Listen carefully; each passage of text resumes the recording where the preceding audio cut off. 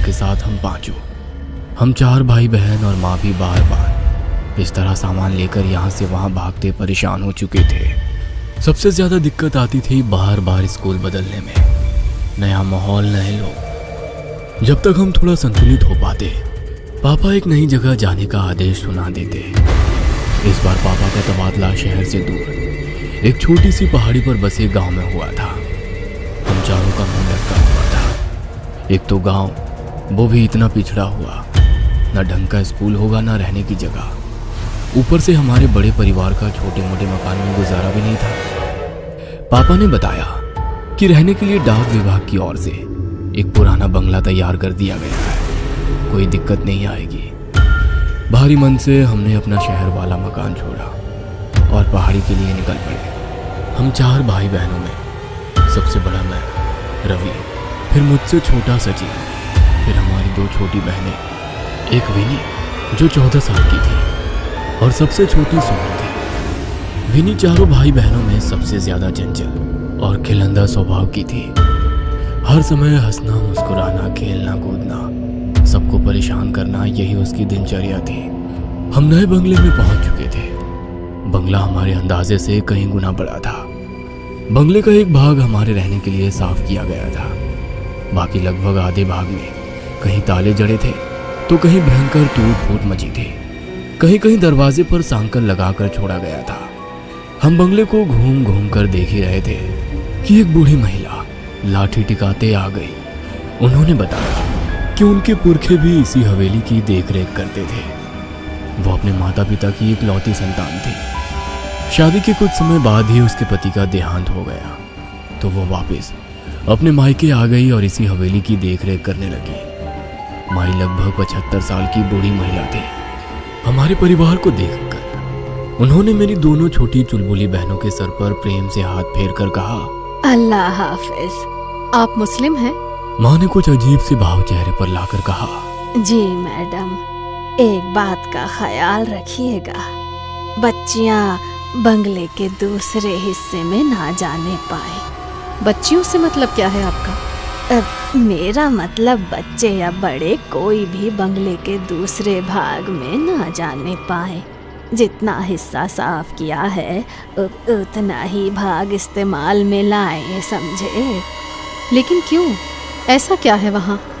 कुछ नहीं, बस बरसों से खाली पड़ा है और अधिकतर हिस्सा टूटा फूटा है। कोई दुर्घटना ना हो जाए इसीलिए एहतियातन कह दिया बस। बाकी जैसा आप लोगों की मर्जी। वो अपनी लाठी टेक कर जाने लगी। आप इस बंगले में नहीं रहती हैं? माँ ने हैरानी से पूछा। नहीं नहीं, मैं तो पास ही में बनी छोटी सी बस्ती में रहती हूँ। यहाँ से ज्यादा दूर नहीं है। अगर कभी कोई जरूरत हो तो बुला लीजिएगा। हम लोग घूम घूम कर पूरे घर का मुआयना करने लगे। पापा और माँ घर का सामान सही करने में व्यस्त हो गए। इतनी बड़ी हवेली में तकरीबन 20 कमरे थे, जिसमें से लगभग 10 कमरे बंद थे, यह जर्जर हालत में थे। बाकी के 10 कमरों में से 4 तो हमने अपने लिए पसंद कर लिए थे। बाकी बचे कमरों में सामान लगाने के बाद भी 2 कमरे बचे ही थे। ये बचे 2 कमरे मेरी दोनों शैतान बहनों के खेलने का मैदान बन चुके थे। हमारा दाखिला गांव के ही स्कूल में करा दिया गया था। पापा को मिली सरकारी गाड़ी से हम जब तब आसपास के सुंदर दृश्य देखने निकल जाते थे।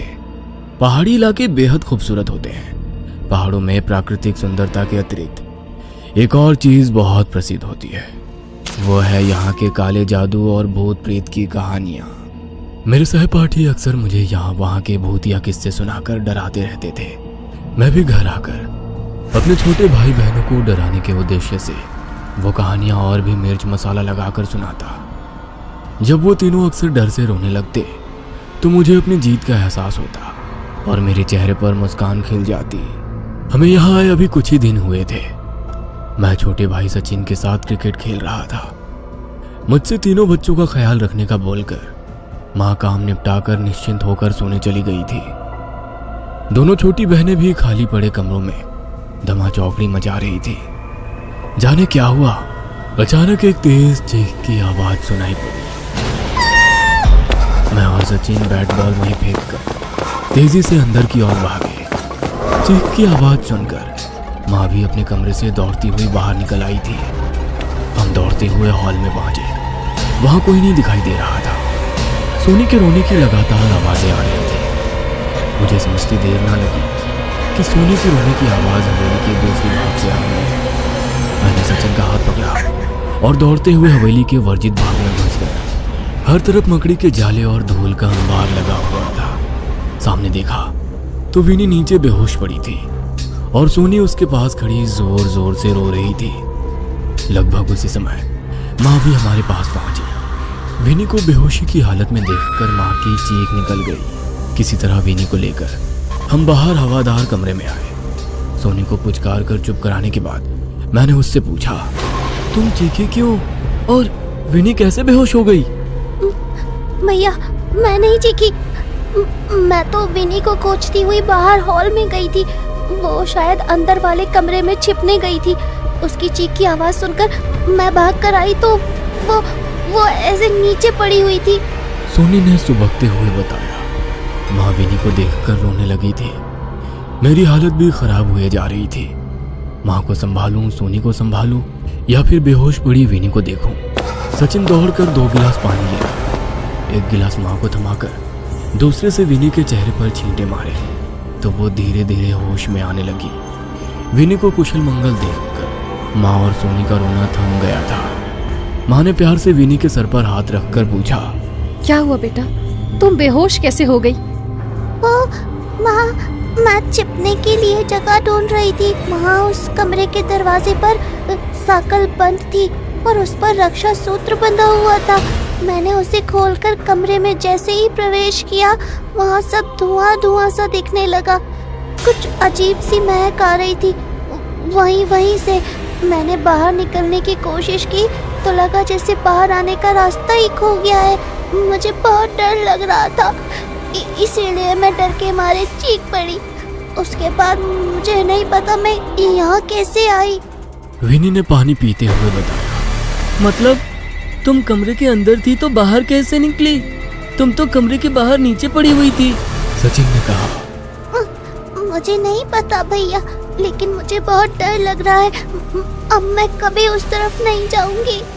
विनी ने जवाब दिया। उस समय विनी को शांत कराना ज्यादा जरूरी था, इसलिए बात को वहीं रफा दफा करके मम्मी उनके लिए हलवा बनाने की तैयारी में लग गई। इस घटना से कुछ बातें मेरे मन में खटक गई थी। अगर विनी की बात सच है तो वहां दरवाजे पर मैंने कोई रक्षा सूत्र बंधा क्यों नहीं देखा? दूसरी बात, कमरे से विनी बाहर कैसे पहुंची? अंदर धुआं कहां से और क्यों आया? कैसी महक की बात कर रही है विनी? मन में विचित्र ख्याल आ रहे थे। बीच बीच में अपने सहपाठियों की भूतहा कहानी भी याद आ रही थी। आज तक जिन कहानियों को मैं मनोरंजन के लिए सुनता था, आज मुझे उनके बारे में सोच सोच कर सेहरन हो रही थी। पूरी रात नींद मेरे साथ आंख में चौली खेलती रही। सुबह तक मेरी लाल सुर्ख आंखें मेरी रात्रि जागरण की चुगली कर रही थी। मैं कमरे से बाहर आया तो पता चला विनी को बुखार हुआ है। मैं फिर से चिंतित हो उठा था। शायद उसके अंदर डर बैठ गया था, जिसकी वजह से उसे बुखार आ गया था। दिन भर मम्मी विनी की खातिरदारी में लगी रही, लेकिन उसका बुखार कम होने का नाम ही नहीं ले रहा था। रात गहराते गहराते उसका बुखार सीमा से परे पहुंचने लगा था। वो बदहवासी में रात भर कुछ कुछ बड़बड़ाती रही थी। सुबह होते ही पापा की सरकारी गाड़ी में उसे अस्पताल ले जाया गया। अगले 3 दिन इसी तरह बुखार में तड़पते बीत गए। मम्मी पापा हॉस्पिटल में ही विनी के पास ही थे। आखिरकार चौथे दिन खबर मिली कि विनी की हालत में कुछ सुधार आया है। अगले 2 दिन और अस्पताल में बिताने के बाद विनी घर आ गई थी। विनी हम सबकी जान थी। उसके घर आने से हम सबके चेहरे की रौनक लौट आई थी। सब लोग धीरे धीरे सामान्य हो रहे थे। बस एक कुछ होकर विनी पहले की तरह उछल कूद नहीं करती थी। अक्सर एक जगह पर गुमसुम सी बैठी रहती या हमें खेलते देखती रहती। पहले तो हमने इसे बीमारी की वजह से पैदा हुई चिड़चिड़ाहट और कमजोरी समझा, लेकिन यह सिलसिला अंतहीन हो गया। विनी अब कम ही बात करती थी। ज्यादातर समय वो अपने कमरे में ही बिताती थी। समय अपनी गति से आगे बढ़ रहा था। यही सब चलते चलते लगभग 6 महीने बीत गए थे। हम लोग बहुत कोशिश करते, कि वो हमारे साथ खेले कूदे, मुस्कुराए, लेकिन उसके चेहरे पर कोई भाव ही नहीं आते थे। वो यूं ही भावहीन सी एकटक शून्य में ताकती रहती। ज्यादा जोर जबरदस्ती करने पर वो उठकर अपने कमरे में चली जाती और दरवाजा बंद कर लेती। माँ पापा उससे पूछ पूछ कर थक चुके थे कि आखिर क्या बात है, लेकिन उसकी तरफ से कोई जवाब नहीं मिलता था। फिर एक दिन पापा बहुत उत्साहित से होकर घर घुसे। पापा के हाथ में मिठाई का डिब्बा था। उत्साहित स्वर में उन्होंने दोनों छोटी बहनों को पुकारा और मिठाई का डिब्बा पकड़ा दिया। अरे मेरी पदोन्नति हो गई है, तनख्वाह भी बढ़ेगी और अगले 4 साल तक कहीं भागना भी नहीं पड़ेगा। पापा ने खुश होकर कहा। प्रमोशन की खबर ने हम सबके चेहरे पर मुस्कान ला दी थी। पापा विनी को मिठाई खिलाने लगे तो विनी पापा का हाथ झटक कर अंदर भाग गई। पापा के प्रमोशन होने के बाद अब घर में पैसों की कोई दिक्कत नहीं थी। नई पोस्ट पर पापा की अच्छी खासी ऊपरी कमाई होने लगी। घर का माहौल बदलने लगा था। सुंदर पर्दे, महंगे कपड़े, बढ़िया साजो सामान हमारे घर की रौनक बढ़ाने लगा था। सब कुछ हमारी उम्मीद से कहीं ज्यादा अच्छा चल रहा था। इतना कि कहीं ना कहीं इस चमक धमक में हम विनी के व्यवहार को नजरअंदाज करने लगे। धीरे धीरे साल बीतने को आया था। मेरी प्यारी सी चुलबुली बहन अब एक गंभीर सी लड़की बन गई थी। स्कूल में भी उसका प्रदर्शन खराब होता जा रहा था। किसी तरह समझाने बुझाने पर उसने परीक्षा तो दे दी, लेकिन अगले साल उसने स्कूल जाने से साफ मना कर दिया। 1 साल के भीतर ही उसकी शारीरिक और मानसिक स्थिति में बहुत परिवर्तन आ गया था। वो छोटी बच्ची अब एक परिपक्व सी लड़की नजर आने लगी थी। मेरा दाखिला भी कॉलेज में हो गया था। मैं देर रात तक जागकर अपने असाइनमेंट बनाता था। उस रोज रात में पढ़ते पढ़ते मैं काफ़ी देर तक जाग रहा था। अचानक मुझे किसी के फुसफुसाकर बात करने की आवाज़ सुनाई पड़ी। आवाज़ मर्दानी थी। मैं कुछ शंकित सा हो उठा। धीमे धीमे सधे हुए कदमों से मैं हॉल में पहुंचा तो आभास हुआ कि आवाज़ विनी के कमरे से ही आ रही है। मैंने चुपके से झांककर विनी के कमरे में देखा तो वो एक दीवार की ओर फुसफुसाते हुए कुछ बात कर रही थी। कमरे में विनी के अलावा कोई नहीं था और सबसे ज्यादा मुझे उसकी आवाज विचलित कर रही थी। दिन भर एक शब्द मुंह से ना निकालने वाली लड़की आधी रात को दीवारों से मर्दाना आवाज में बात कर रही थी। किसी तरह मैंने अपनी चीख को गले में ही दबाकर वहां से निकलना उचित समझा। रात काफी हो चुकी थी।